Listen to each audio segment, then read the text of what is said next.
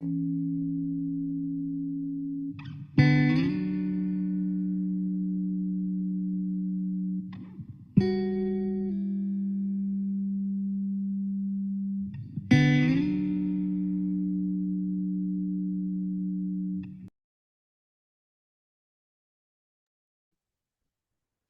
and welcome to the 2026 K-State Garden Hour webinar series. We are so glad that you're here.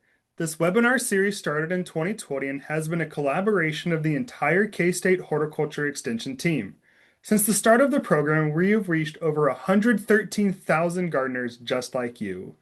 We are pleased to continue offering the K-State Garden Hour series for free. If you've enjoyed these educational webinars, please consider making a tax-deductible donation to support this program. The link to donate can be found in the chat or on our K-State Garden Hour website. This webinar is hosted by Kansas State Extension. My name is Lane Weens, and I'm the Horticulture Extension Agent in Shawnee County. Everyone involved in the development of this series is an extension professional for K-State. Most of us have a background in horticultural education or related discipline, but most of all, we each have a love for educating and sharing important gardening topics. Before we get started, we have a couple of housekeeping notes to cover. Please use the Q&A feature for questions related to the presentation. This is where we will be looking for questions at the end of the webinar during the Q&A session. You should see a button along the bottom tab that says Q&A. Just click that and you'll be able to enter your question. Today's webinar will be recorded and we'll post it to our K-State Garden Hour website. We typically upload additional resources related to each topic as well. If we share links to the chat, we will also link them on the website. Our website is also where you'll have access to previous topics and upcoming topics in the series. Our moderators today are Annie Baker and Pam Paulson, and they'll be sharing information through the chat during the presentation. They will also help facilitate the Q&A portion of the webinar. Today's topic is honeybee colony management and key floral resources in Kansas. I'm pleased to introduce our speaker today, Ryan Engel from the Golden Prairie District. Please give us a few moments while we transition and share the presentation slides.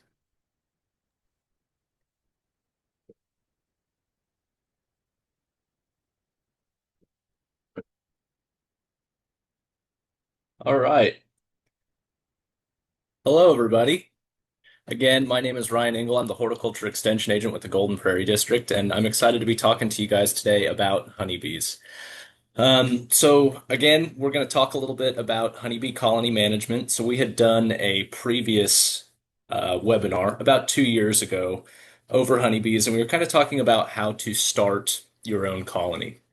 So I think this session today is kind of a little bit of a follow-up. We're kind of taking the next steps, and we're talking about how to manage some of those colonies. So we might be talking about certain tasks that beekeepers are performing throughout the year, why they're performing those tasks. But I also wanted to talk a little bit too about key floral resources in Kansas.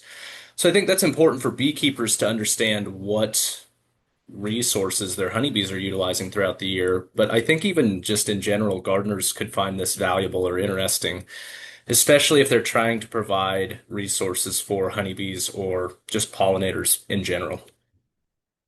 So I wanted to start with just a brief overview, and I think it's wise for us to talk. I wanted to start by talking about seasonal honeybee colony behavior. So this is kind of talking about bee biology, because there are predictable cycles that happen inside the colony throughout the year. Some of these changes in colony dynamics. So we're kind of looking at the bee's perspective first. And I think that's important because it provides us context as the beekeeper. So after that, we'll kind of move into these basics of honeybee colony management. And again, talking about some of those common tasks that beekeepers are performing throughout the year.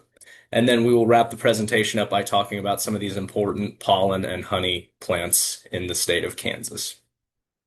So again, I wanted to start by talking about this natural honeybee behavior because honeybee behavior it informs what we do as beekeepers, but that behavior is also really closely linked to the seasons. Again, there are these kind of predictable patterns that we see. And there's a few things that influence that. Temperature being probably one of the major ones. So a honeybee hive in the winter is performing very differently than they are in the summer months. Of course, they collect and make that honey year round to be able to live through the winter months, but largely in the winter, they're stuck inside their hives. They're regulating the temperature just to be able to survive. So they're not going out and foraging. Of course, there aren't, many flowers or anything like that in the winter for them to forage on anyway. But of course, that contrasts within the summer, where during the growing season, we do have these flowers available. They're out, they're foraging. Those colonies are growing rapidly during the some of the growing season.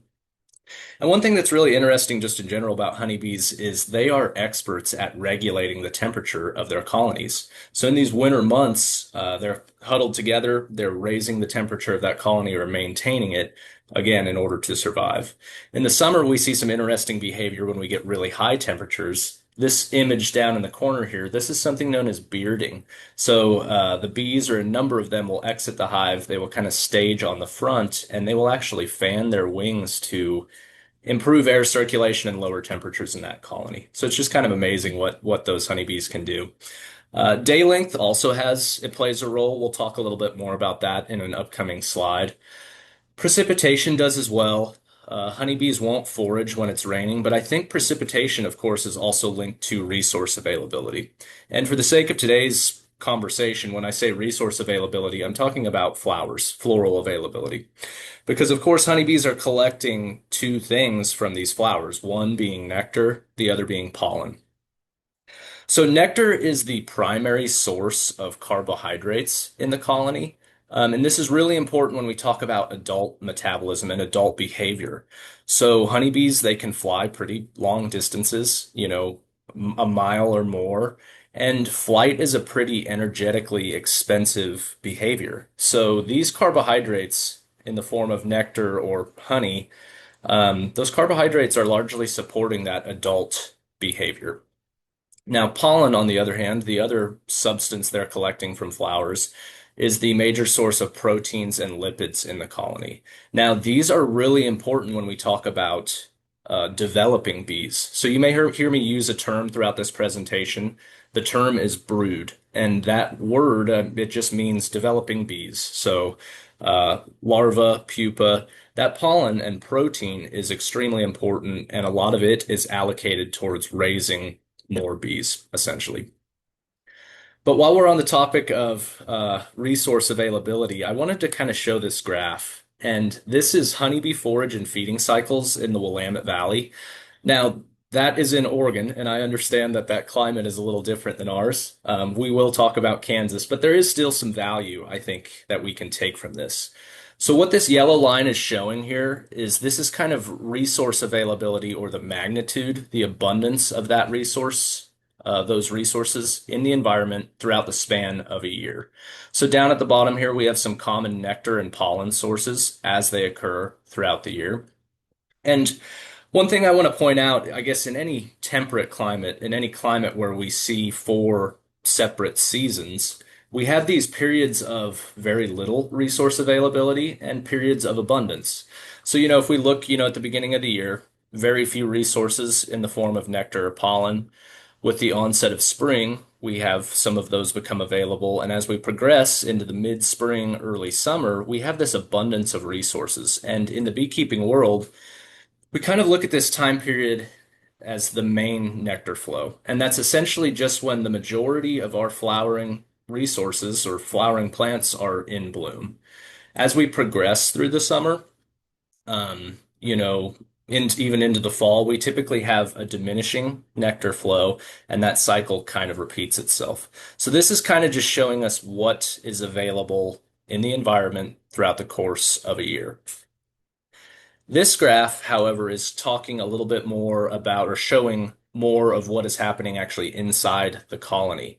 So what this dark line is indicating is relative colony population, so the number of individuals inside the colony. So again, in these winter months, we have very few bees, relatively speaking. That builds up in the springtime, again, with some of these early blooming spring flowers, that builds up, and typically we're going to see this peak somewhere around June. It does vary a little bit throughout, the country, but typically around June is when we're going to see this population peak. Shortly after, typically around the summer solstice, as days start to get a little shorter, we will see that colony population slowly taper off throughout the fall into the winter, and the cycle again kind of continues. So I think this is interesting when we look at these two, side by side. There's definitely kind of a correlation there. So as these bees are building up, the colony is building up in its population, reaching a peak sometime around June. Ideally, these two are kind of linked in a way.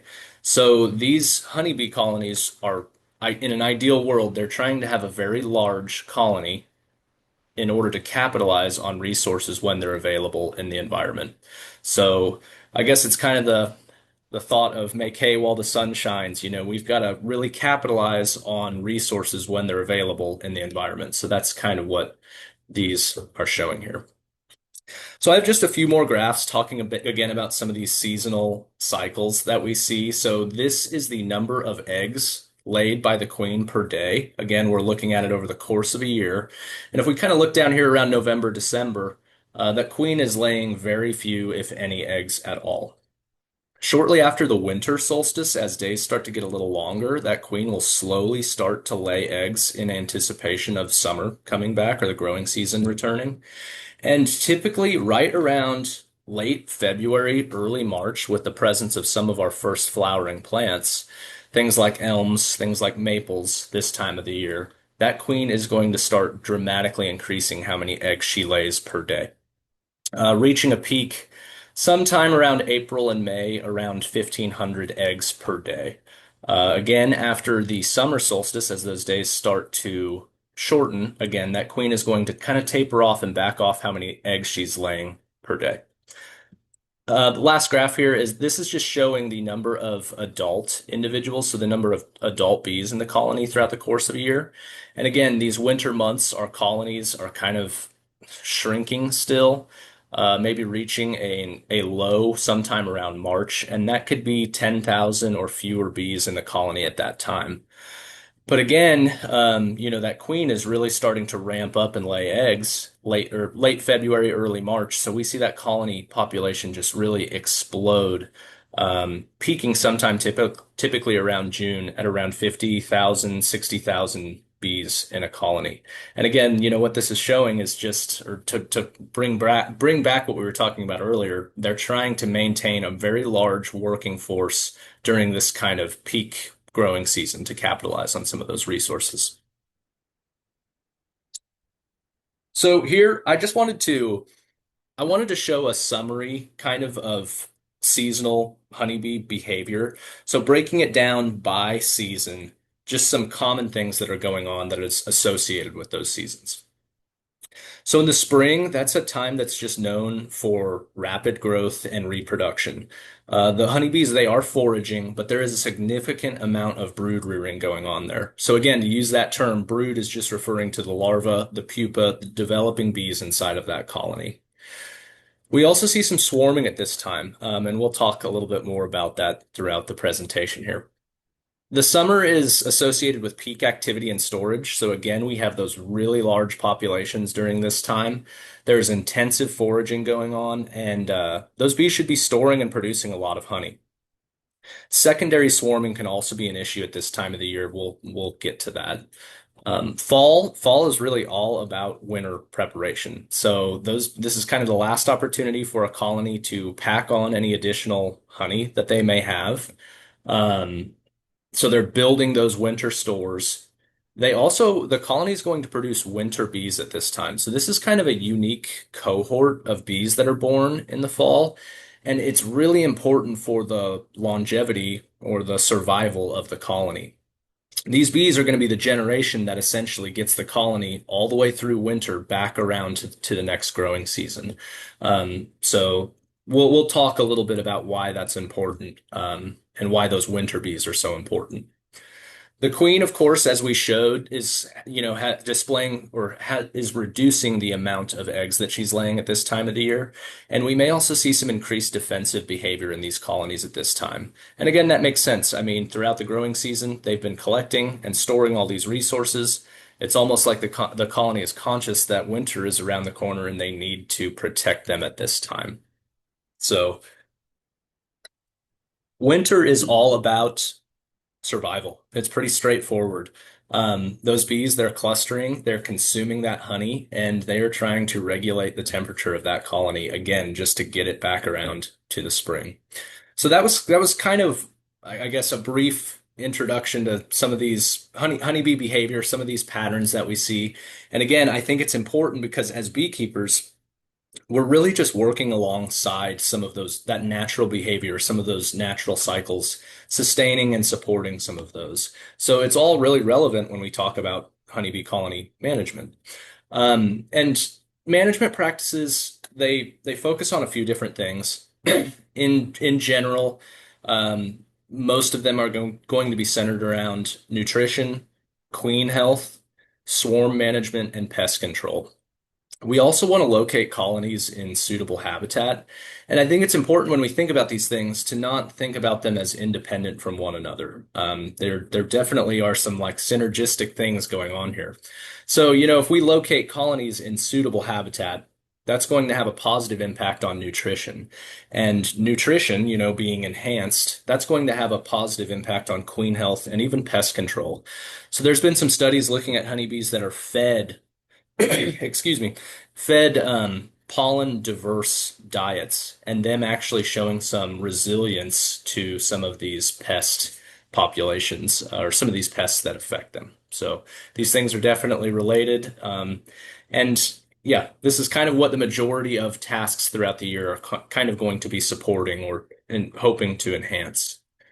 So when we talk about making inspections, again, we don't want to make them when temperatures are below about 50 or 60 degrees. So throughout most of the winter, we aren't going to be opening our colonies.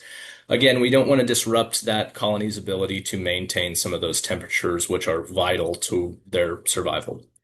So in the late winter, early spring, when we do start to work with some of our colonies, we're going to find a nicer day, above maybe 60 degrees.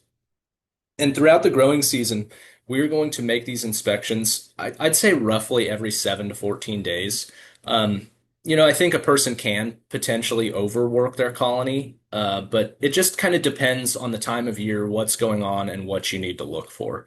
But in general, there are going to be a few things that we're regularly checking for in a colony. And those are listed here. So a strong brood pattern, again, to use that term, those developing bees. This bottom image here is showing a brood pattern. So these tan colored cells, those are sealed brood cells. So there are baby, or I guess developing bees underneath those cells that you see here. You can also see that in that top image here. So I guess on this corner here, you see sealed brood. So this is older bees that are further along in the developmental process.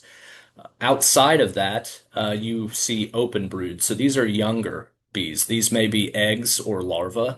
And one reason why we might be looking for that is, again, as they're younger or they're earlier on in the developmental process, that tells us that our queen has more recently potentially been in that area. She's actively laying. And there are certain times of the year where we really want to know that or look for that. Of course, we want to look for honey and pollen stores and assess those throughout the year to make sure that our colony has sufficient honey stores. And then signs of disease and pests, we'll be looking for that throughout. Really, that's kind of one of those year-long tasks where we're monitoring for those things all season.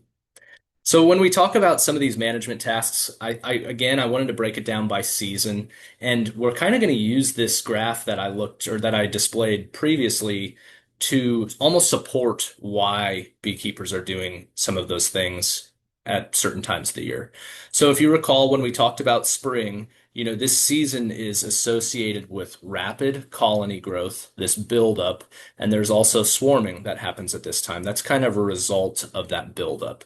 So most of what we are doing as beekeepers, this is probably by far the busiest time of year for beekeepers. But largely what we're going to be doing is supporting colony growth and managing for swarms.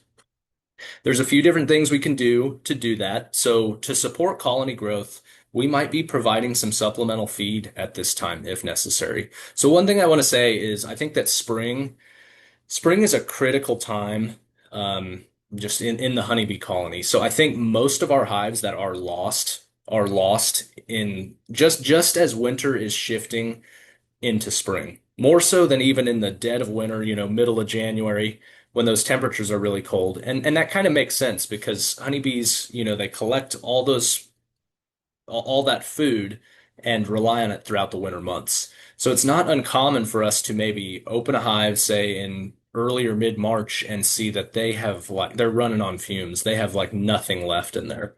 So if we do see that, we probably need to get some food to them just to kind of get them into the growing season, to carry them along just a little bit. So at this time of year, beekeepers may feed sugar syrup. That's at this time of year, it's going to be a 1-to-1 ratio. That kind of thinner syrup does a good job of simulating a spring nectar flow. So that's going to help to prevent starvation at this time, but it's also going to help to stimulate wax production, brood rearing. It will kind of assist in that as well too. Alternatively, if we find for some reason that our honeybees are not foraging or bringing in a lot of pollen at this time, we may utilize a pollen substitute. So if you recall me talking about the importance of pollen and those proteins in pollen, in supporting brood rearing, it's a crucial time for our honeybees to have enough protein in the colony to be able to really rapidly grow. So that's definitely gonna really support that colony growth in the spring. This middle image here is just something known as a pollen patty. It's kind of a more solid feed.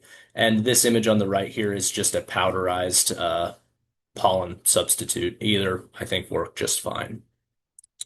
So, as we're supporting that colony growth, another thing that we might want to do, or that we do need to do, is ensure that our queen is healthy.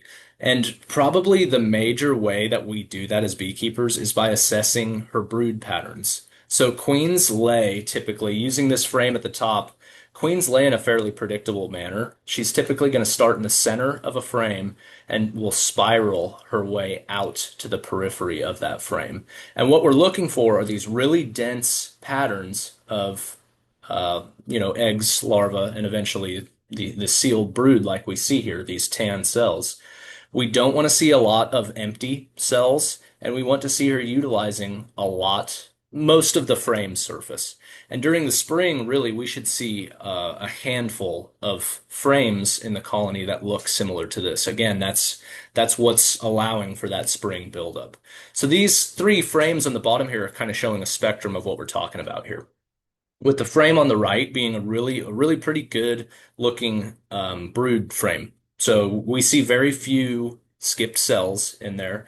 That queen is utilizing most of the frame's surface. So this is good, and if we see this, that's a good sign. We like to see it. The frame in the middle here, I would say, is more intermediate. It could be better. It could be worse. But, she's not using as much of the frame as she could be. We're starting to see some spottiness in the brood pattern, and it's not horrible, but it could be better. Now, this frame on the left, I would say, is a poor quality frame and is an indicator of poor queen health or a failing queen. So queens, believe it or not, they can actually live a fairly long time, definitely a few years. But as they age, they decline in their vigor or how productive they are. So typically we'll start to see something like this where for whatever reason, she's just not laying those dense patterns. And a colony like this is really going to lag behind. They just are not going to grow in the spring like they should. And this is definitely going to be problematic for the long-term success of that honeybee colony. What we may need to do if we see something like this is requeen at this time of year. There are other times of the year that beekeepers will requeen their colonies, especially if they see problems. There are some other management, I guess, things they can accomplish by doing that. But requeening is fairly straightforward. You're going to go through that colony, you're going to locate the queen and remove her, and then you will place a new queen in that colony and hopefully get it back on track and producing brood frames that look a little more like the one in the top right corner there. So not only do we want to support that spring growth as beekeepers in the spring, we also need to monitor that colony growth. So what we're going to do to account for that buildup or, to work alongside of it, we're going to be adding boxes periodically throughout the spring and really even the summer to account for that colony growing. And there's a few different ways that beekeepers assess colony strength or colony population. One of the most common is by counting frames of bees or occupied frames. So if you see this image in the top right corner here, it's covered essentially entirely by honeybees. Underneath, there's probably brood, maybe honey or pollen. But as a beekeeper, if we went through our hives, we pulled this out and seen it, we would consider this one frame of bees, one occupied frame. And one rule that beekeepers use to know when to add new boxes is the 7-10 frame rule. So most of these boxes have 10 frames inside of them. And when we determine or when we see that 7 out of the 10 frames look like this one up here, they're being utilized, we probably need to add a new box as the beekeeper. So it might be kind of hard for you guys to see in these images here, but looking at this photo on the left, the bottom left here, looking in between those frames, I can see daylight, on this left and center side. I do start to see some bees, maybe here. If I was to count frames, I would say maybe 3 or 4 frames are being utilized in this box. What that tells me as the beekeeper is this still has plenty of room to be able to grow, and we're going to let them go for a little bit, maybe return in a few weeks and reassess then. Now, this box in the center here is kind of a different story. So if we were to count these frames, count, 2, 3, 4, 5, 6. You're getting close maybe to 7 frames of occupation there that those bees are using. And this is probably a candidate that we could look at potentially adding a new box to. Now, one thing I will say, if it's the springtime and you open your colony and you see something like this image on the right here, where definitely all 10 frames are occupied, you may have a little bit of work cut out for you, as this colony is likely preparing or already begun preparing to swarm. So there's no better time to talk about swarming than now. This is an exciting, just kind of a crazy phenomenon. And if you ever get the chance to see one in person, it's very cool. But to define it, a swarm is a natural colony reproduction event where the old queen and about half of the worker bees leave the original colony to find a new home. So just to put it simply, this is essentially one hive turning into two or sometimes even more hives. And there's a few things that cause this. Overcrowding, lack of space for the queen to lay eggs will definitely do it, and restricted air circulation. These things are all kind of interconnected. So it's really largely kind of a response to congestion, things being congested. And, that queen, again, as we looked at one of those graphs towards the beginning of the presentation, this time of year, she is wanting to lay as many eggs as she can possible. So if those boxes, if they run out of space and she no longer has any empty cells to lay eggs, that is a major cue to her that they've done all they can do here. It's springtime, conditions are favorable. We can kind of divide and conquer, reproduce, and split. So as beekeepers, we want to prevent this, and there's a few reasons for that. Your neighbors don't really love it when you have 20,000 or 30,000 bees land on their mailbox. That's one reason, but really we don't, as beekeepers, we don't want to lose those bees. And this swarming behavior just so happens to kind of coincide with when we might see peak nectar flows or some of the greatest abundance of resources throughout the entire year. So if we were to lose a large portion of our working population, that's going to have really significant impacts on honey production, not only from the perspective of us as the beekeeper and what we can harvest, but also what that colony is going to be able to collect for its own survival. So I guess one comparison for this would be thinking about like a factory full of workers, and one day half of them say, "Hey, we're done. We're not coming back." That's definitely going to have an impact on productivity. So as beekeepers, we want to manage for this, and that is a very common springtime task. So swarm management, to just simplify it as much as possible, is all about adding space or subtracting bees. And on some really strong colonies, it may be kind of a combination of both of these. So we can either provide ample space in the colony by adding boxes, kind of like this beekeeper is doing here, or we can perform splits, subtract bees. Splits are kind of an artificial, human driven type of a swarm, essentially. So just to kind of define what splits are, it's really intentionally dividing a strong colony into two or more separate colonies. So there are many different ways to do this. This, again, is a very common springtime activity. I don't know that there is one right way over the others, one preferred way of making splits. And it's interesting to talk to beekeepers and hear the different ways in which they make splits. So people can get creative and do certain things, but in general, what you're going to be doing is moving frames of bees, brood, and food. So pulling frames out of that original box that's congested, and moving it into a new empty box. So kind of like you see in this image here. Maybe that mother colony is right beside this. We go through, we pull some of those frames out, and we put it in this empty box. We then follow through or follow up and put bare or empty frames back in that original colony. So essentially what that's doing is just really decongesting that, decluttering that original colony. We've pulled some of the bees out, we've pulled some of the brood, and we've replaced that with empty frames. So now that queen has more room to continue laying, and it just kind of prevents that urge for them to swarm. Regardless of however you do make splits, like I said, there's a bunch of different ways to do it. You do want to be sure that both colonies receive a queen or can at least raise one. Um, and again, this is a really important task that beekeepers perform because it's not only reducing that urgency to swarm, um, but it is also helping the beekeeper to multiply or grow their apiary. So this is probably the most common or prominent way that beekeepers are growing their operations. And I think our gardeners might appreciate this, but one way to think about making splits is it's kind of similar to dividing perennials.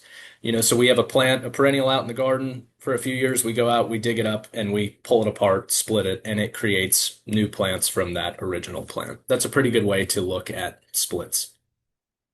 So as we move into the summer, we definitely want to continue monitoring for signs of swarming. So using this little graph again, I think this underestimates, at least in Kansas, how long swarming behavior can last. Swarming behavior in Kansas can definitely continue into the summer months. So that's something that we want to be on top of, monitoring that colony population and keeping up with it. This also, I would say early summer is probably when we see our peak nectar flow, so beekeepers may want to add supers at this time. These supers are just shallower boxes that are typically placed above the brood nest, kind of the main portion of the hive. And this is where any surplus honey is going to be stored. So if, we do capitalize on that honey flow and have a lot of honey stored, beekeepers might be harvesting honey at this time. And I think it's also important to bring up pest management at this time. As you might remember me mentioning the importance of those winter bees that are born in the fall.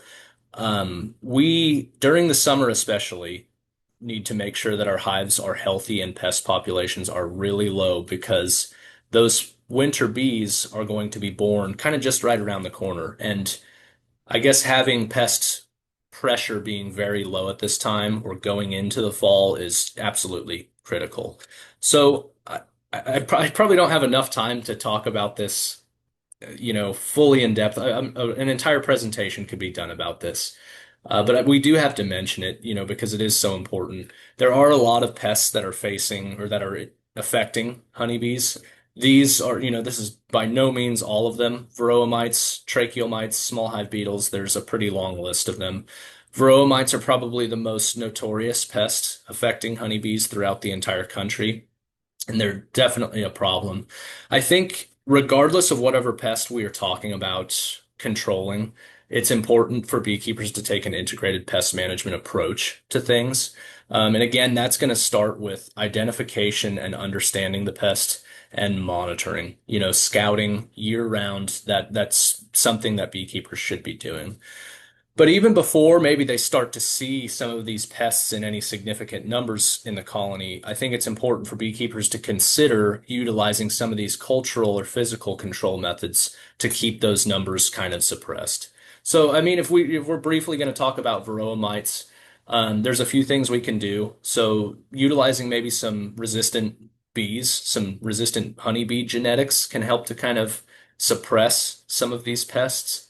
Small cell comb, I guess, is a little more conflicted. There's some conflicting evidence on how effective that small comb is, I believe. But brood breaks can be really effective. Again, so brood referring to that young, those developing baby bees, if you will. Some of these pests are reliant, their life cycle is reliant on honeybee brood. So if we can do something as beekeepers to manipulate that brood cycle, cause a pause or cause a break in that brood cycle, we can actually have pretty significant reductions in some of these pests. That's a decent way of doing things. Physical and mechanical control methods. So we can physically trap mites. I'll talk about that in a upcoming slide here. And we can use screened bottom boards in combination with powdered sugar. So honeybees do groom themselves, and these mites do actually naturally fall off to some degree. So if we have a screened bottom board, those mites fall, they fall through that screened bottom board. They have a very difficult time getting back up into that colony and back on those bees. So these all can kind of help. I guess really the moral of the story here is a sound pest management plan is probably going to be some combination of all these things. And if we do see pest numbers cross some of these critical thresholds, we may need to use, biological or chemical compounds. I did want to talk just a little bit more about varroa mites, and I think it's just because they are such a significant and widespread problem for beekeepers. So beekeepers should be monitoring for these throughout the year. And probably the most reliable way of doing that is by using this alcohol wash method. So in order to do that, you're going to gather a half cup of nurse bees from a frame of uncapped larvae. So go inside that brood nest, scoop a half cup, and believe it or not, a half cup of nurse bees is around 300 individual bees. You then will place those bees in a jar of 70% alcohol and agitate that jar. Um, After that, you will screw a kind of a mesh lid onto that and pour the alcohol into a white pan for counting. So you're going to kind of repeat that until you no longer see any mites coming off of those bees. You'll count those mites, and then you're going to divide the number of mites found by the number of bees.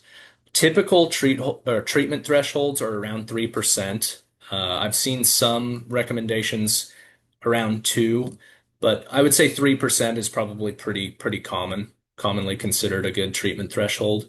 So an example here, if we followed this, if we did this process, if we found 16 mites on a half cup of bees, we would take 16 divided by 300 times 100, find that 5.3% of our bees are affected, and we probably need to do something and treat that hive at that time. This is the last little bit I have just on pest management in the colony. I really like this graphic here. It shows, kind of throughout the year, different methods of control. So again, just talking about some of these cultural control methods, beekeepers could utilize screened bottom boards throughout the year or most of the year. Again, letting those mites naturally fall off and not get back onto those bees. Beekeepers may also use those season-long hygienic and disease-resistant genetics that can help suppress some of those. We talked a little bit about the brood break and how the mites require the brood in order to complete their life cycle. So by causing a pause in that cycle, we can definitely have an impact on those. One other one that I didn't touch on earlier was mite trapping, and here it's listed as drone brood removal. So mites have varroa mites preferentially feed on drone brood. So drone brood are the male bees that are developing in that hive. And the reason why that is because they have a slightly longer developmental cycle. So as a result of that, those mites actually have increased reproductive success when feeding on drone brood as opposed to female or worker brood. So one thing that we can do as beekeepers is they make specialized frames that we can put in our colony that the cells are a little larger, and it will cause the queen to lay male or drone brood on those frames. So what we can do is we can place one of those in the colony, allow the queen to lay the eggs, develop them, and when those are capped, we can then come back through and remove that frame and destroy it. And this has actually been shown to produce some pretty significant results. And again, if you're using that in combination with some of these other things, it can be really pretty effective. Again, monitoring year round is going to be really important. And there are some chemical control recommendations on this, again, if we cross some of those treatment thresholds. But that pest management is extremely important in late summer going into the early fall. So the fall, this is all about nest consolidation. That population is shrinking a little bit, preparing for winter. We want to continue monitoring for Varroa, and we want to be sure to leave sufficient honey stores at this time. And in the state of Kansas, probably somewhere around 80 to 100 pounds is going to be necessary for that colony to successfully overwinter. If we find a hive that doesn't have that much food on it, we probably need to consider feeding it at this time. And in the fall, we're going to feed a sugar syrup that's a 2-to-1 ratio, so it's a little thicker. I think it causes the bees to maybe store it quicker. So that's the recommendations for that time of year. Beekeepers may also consider combining weak hives at this time of the year. So if we have, two hives that both of them probably aren't going to make it through winter, we might consider combining those to produce one really strong colony that has better chances of overwintering. This time of the year, we're also going to reduce our entrances. So that's what this image is showing here. This is a entrance reducer, and that's going to help prevent robbing. So other stronger colonies may rob weaker colonies, and we want to prevent that, of course. This is also going to aid in insulation as we move into some of that colder weather. So again, winter is pretty straightforward. For the most part, we're not going to open the hive. We do want to keep hive entrances clear of snow. That's going to help prevent any condensation from building up in the colony, which can be really detrimental as it collects on the top of the colony and can drip down onto that cluster throughout the winter months. So we want to keep the entrances clear of snow. We might also provide a northern windbreak just to keep them from getting beaten up too bad by northern winds. We occasionally will feed, only if absolutely necessary, though. At this time of the year, beekeepers will use a solid feed, so that known as candy board or fondant sometimes, but this is, again, only in emergency cases there. But that's kind of a very brief breakdown of what happens throughout the beekeeping year, and I really did want to talk about some of these important floral resources for honeybees in Kansas. So honeybees, of course, are generalist pollinators. They utilize hundreds of different plants. So there was no way that I could include all of them on this list. So if you see, a plant that you love that honeybees use, don't think that it's of any less importance. I think that diversity in the honeybee diet is extremely important when we talk about health, longevity, and we, as gardeners should continue planting all these different things to provide really pollinators in general with resources. But this is kind of just a list of some of the most common plants that we see throughout Kansas that honeybee colonies are utilizing. And I wanted to start with our early flowering trees. So kind of the beginning of the beekeeping year, this February to April, we have some really, really crucial pollen sources. And one thing that I think is fun about these is these are probably overlooked and not recognized by people who aren't real familiar with beekeeping and what their bees are consuming. These are wind pollinated trees. So we wouldn't traditionally think about pollinators utilizing a wind pollinated plant. They just kind of have these different life history strategies, I guess. But honeybees are definitely utilizing these, and they are so important just because they're kind of the first major source for those honeybees. So elms, Siberian elms are probably the first pollen source in the state of Kansas for most of our honeybees. I would say they bloom typically in my area late February. American elms will follow that by about a week or two. Maples, of course, are kind of falling in this time period as well. Maples do actually produce some nectar as well. So these aren't solely pollen producing plants, but I think they are probably a more significant source of pollen than nectar. And again, willows, cottonwoods, traditionally wind pollinated plants, but they produce a ton of pollen, and those honeybees definitely actively forage on them. So some of our early sources of pollen there. Next, those are really kind of followed by our fruit trees. And this is a very broad class. This is by no means all of them. I think our honeybees probably feed on all sorts of different types of fruit trees. They definitely do. Regardless of whether that's an ornamental type fruit tree or more of your traditional, actual fruit bearing tree. So these are really important because these are probably in Kansas the first major source of nectar for our honeybees. So these also are producing a high quality pollen as well. So this is a really nice, this kind of group or category of plants is a really, really important resource. Again, kind of an early resource, that March to May time period where our honeybees are actively foraging on these. I have a bit of a controversial slide. I don't know, how much our gardeners will love this, but spring weeds. So that March to May time period, honeybees are definitely utilizing a lot of these spring weeds. So dandelions, they have a pretty long blooming period, really going to bloom throughout the entire growing season. But honeybees are definitely collecting both pollen and nectar from those. Henbit is an important one as well. I don't know how much pollen honeybees are utilizing from this plant, but definitely some nectar.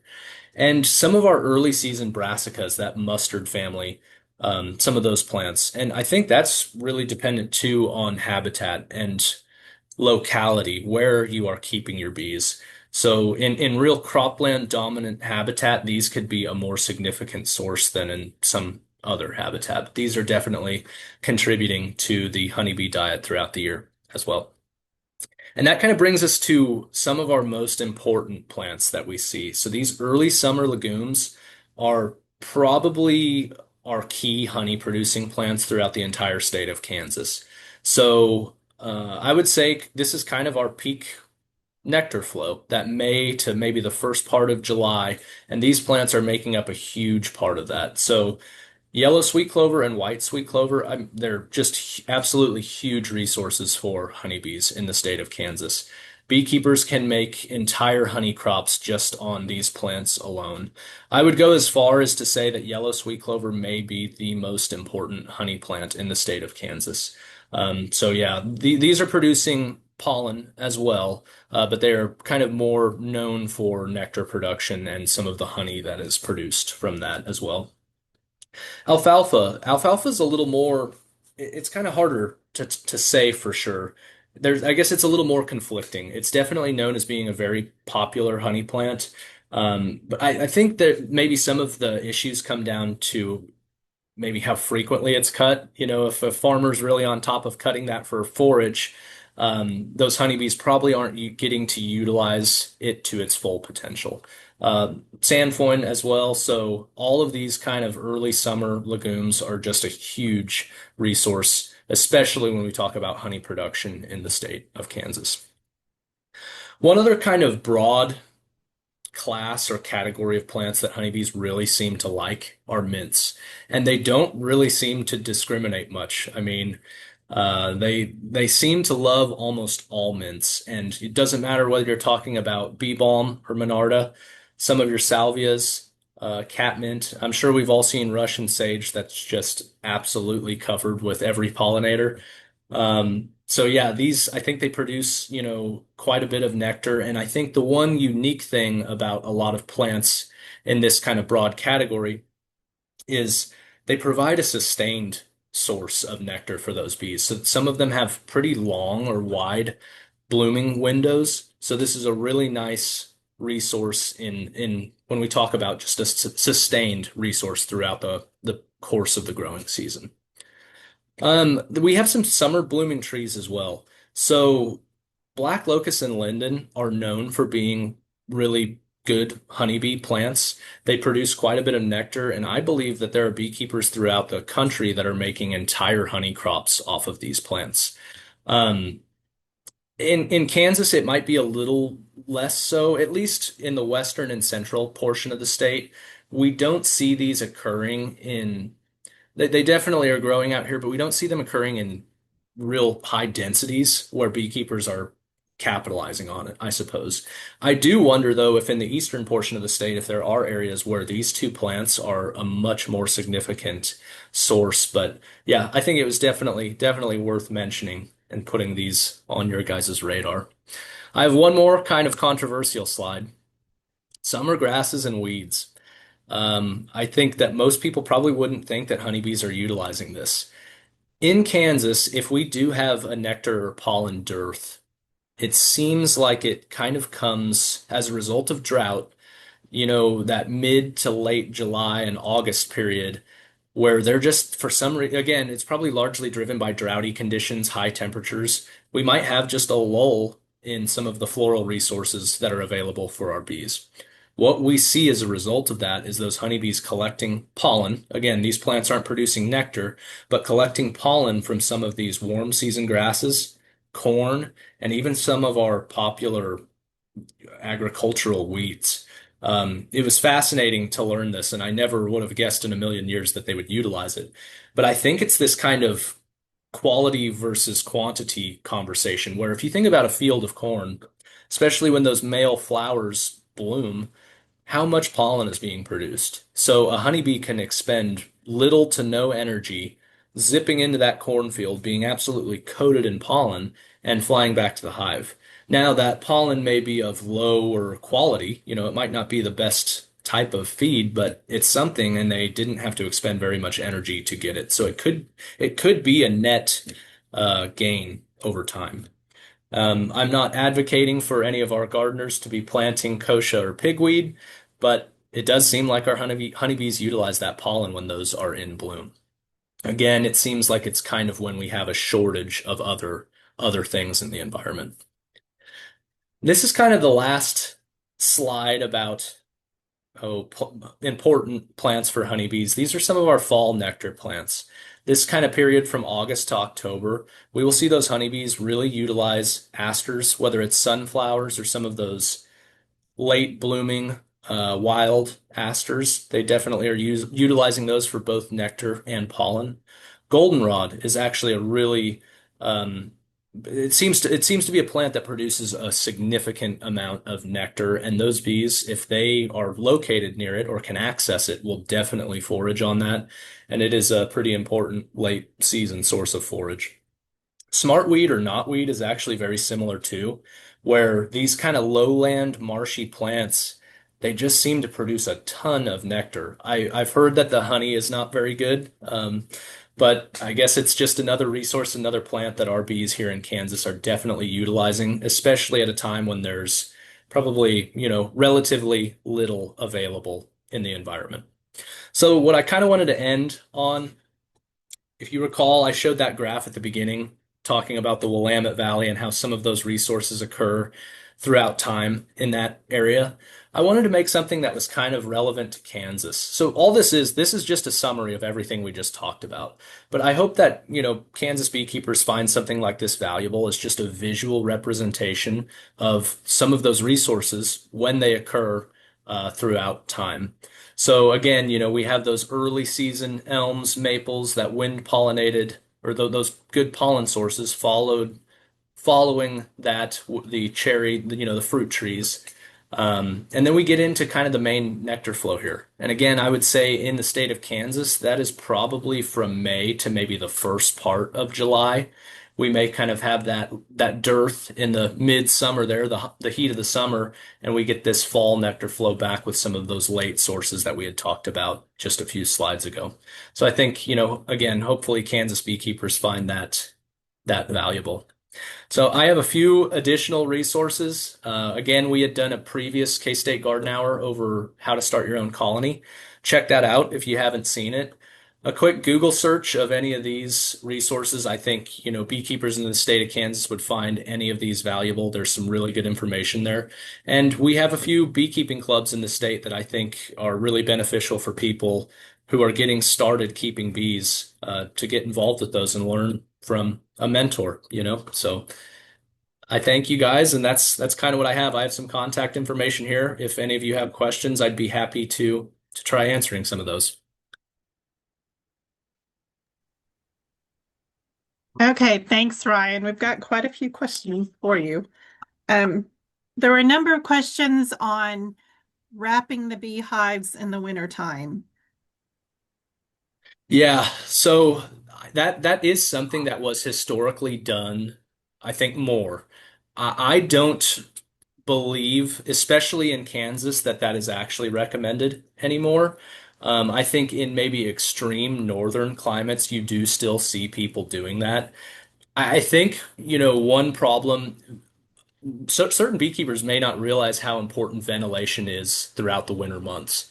Again, they're trying to be insulated to kind of maintain those temperatures, but condensation can really be a problem over the winter months, and I don't think it's recommended for people to wrap their colonies anymore in the state of Kansas at least. But a good northern windbreak could be beneficial definitely for those bees.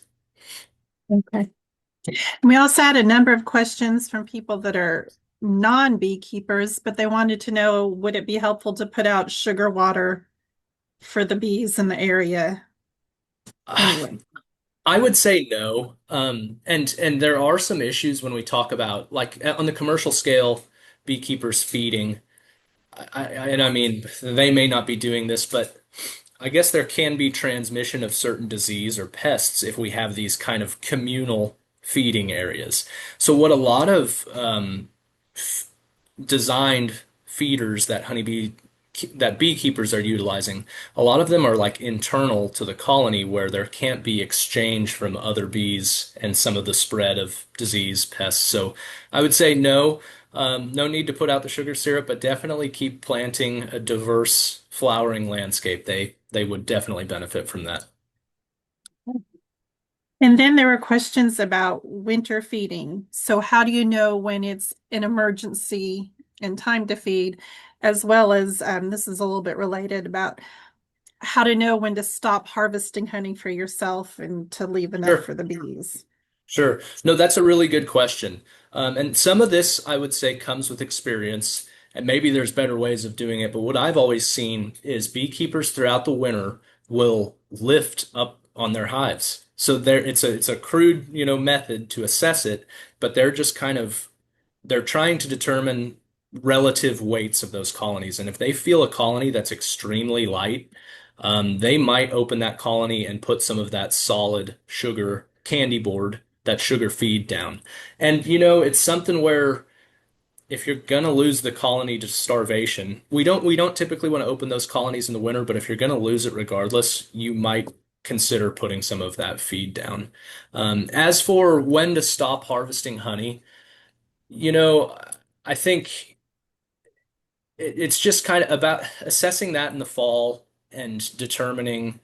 Well, I guess you're kind of assessing that year long too. So it's hard to say when exactly is the right time to do that, but definitely as you progress through the summer months, you want to be sure that those bees are putting away some resources for themselves. And as you move into the fall, assess that.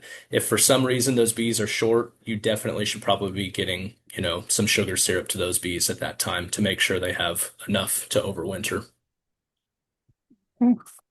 Then we had a question about non-native pollen and nectar sources versus native sources.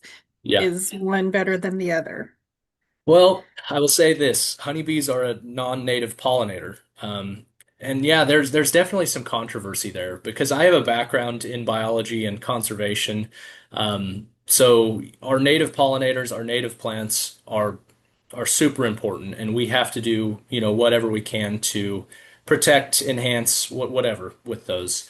Um, well, like with the controversy with what I stated may be the most important honey plant in Kansas, yellow sweet clover. That is also a non-native and it's invasive in some areas.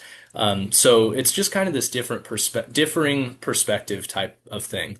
You could look at yellow sweet clover, and from a lot of perspectives, it's maybe not an ideal plant in the landscape. But at least when we're strictly talking about the beekeeping perspective, that's a really important plant in the state of Kansas. So it's just kind of all about perspective. But no, I don't know that there is any hard distinction between non-native and native floral sources. Okay.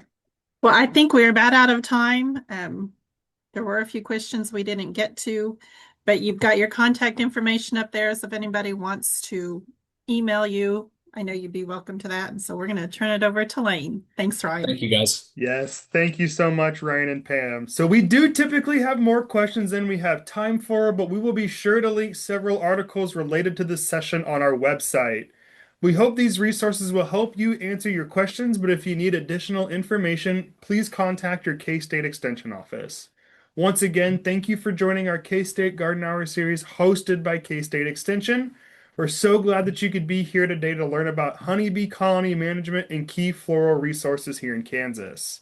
You can visit the K-State Garden Hour website to view our our Garden Hour archives or to make a tax-deductible donation to support the continuation of this webinar series. This session was recorded and will be posted on the website by tomorrow afternoon. After this webinar ends today, you will receive a prompt to take an evaluation survey. Please fill this out. We would greatly appreciate your feedback. You, if you have any other questions, please don't hesitate to reach out to us at gardenhour@ksu.edu. Thank you again, and we hope you continue to tune in each month. Have a great week.